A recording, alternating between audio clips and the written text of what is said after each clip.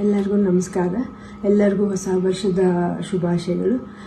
ನೀವು ಮಾಡಿದ ಪ್ರಾರ್ಥನೆಯಿಂದ ಇವಾಗ ಶಿವರಾಜ್ ಕುಮಾರ್ ಅವರ ಎಲ್ಲ ರಿಪೋರ್ಟ್ಸ್ ನೆಗೆಟಿವ್ ಆಗಿ ಬಂತು. ಕೊನೆಯಲ್ಲಿ ನಾವು ಪೆಥಾಲಜಿ ರಿಪೋರ್ಟ್ಗೋಸ್ಕರ ಕಾಯ್ತಾ ಇದ್ವಿ. ಅದರಿಂದ ನೆಗೆಟಿವ್ ಅಂತ ಬಂದು ಇವಾಗ ಅವರು ಕ್ಯಾನ್ಸರ್ ಫ್ರೀ ಅಂತ ಹೇಳಿಬಿಟ್ಟು ಅಫಿಷಿಯಲಿ ಹೇಳಿದ್ದಾರೆ.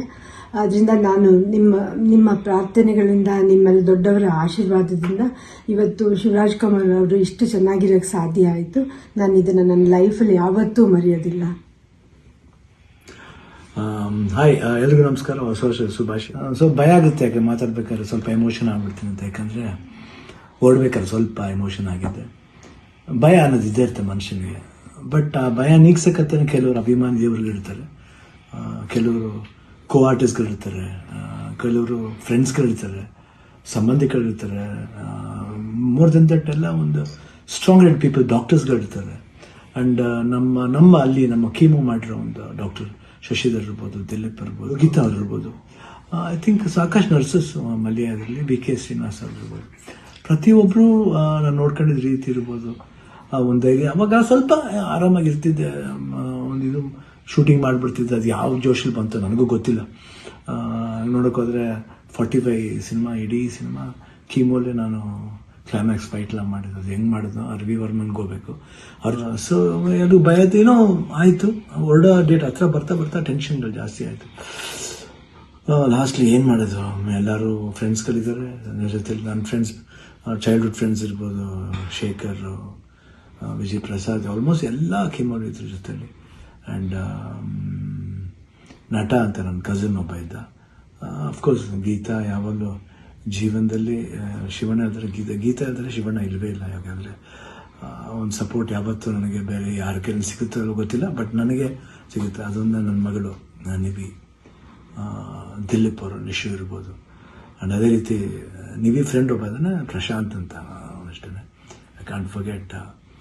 ಅದೇ ರೀತಿ ಅನು ಅಂತ ಒಬ್ಬರು ಇದ್ದಾರೆ, ಅವರು ಇಲ್ಲೇ US ಇದ್ದಾರೆ, ವರ್ಕ್ ಮಾಡ್ತಿದ್ದಾರೆ. ಅವರು ಬಂದಿದ್ದಾರೆ, ಇಲ್ಲೇ ಬಂದು ಇಷ್ಟು ಜನ. ಅದ್ರ ಜೊತೆಲಿ ಮಧು ರಿಯಲಿ ಸುಮ್ಮನೆ ಹೇಳ್ಬಾರ್ದು, ನೋಡ್ಕೊಂಡಿದ್ದ ರೀತಿ ಇರ್ಬೋದು. ಒಂದು ಹೆಂಗೆ ನೋಡ್ಕೋಬೇಕು ಒಂದು ಮಗುನ ಹಂಗೆ ನೋಡ್ಕೊಂಡಿದ್ದಾರೆ.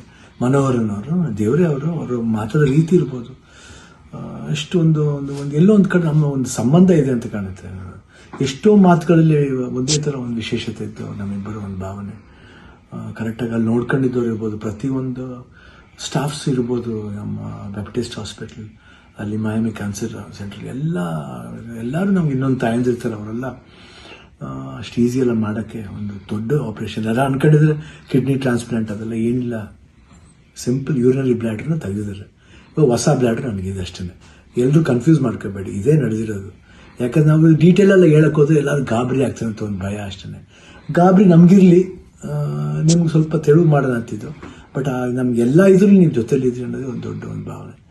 ಸೊ ಇವತ್ತು ಎಲ್ಲ ಆಗಿ ನಿಮ್ಮ ಒಂದು ವಿಶಸ್, ನಿಮ್ಮ ಒಂದು ಬ್ಲೆಸ್ಸಿಂಗ್ ನಾನು ಯಾವತ್ತೂ ಜೀವನದಲ್ಲಿ ಮರೆಯಲ್ಲ. ಎಲ್ರಿಗೂ ಹೊಸ ವರ್ಷದ ಶುಭಾಶಯಗಳು.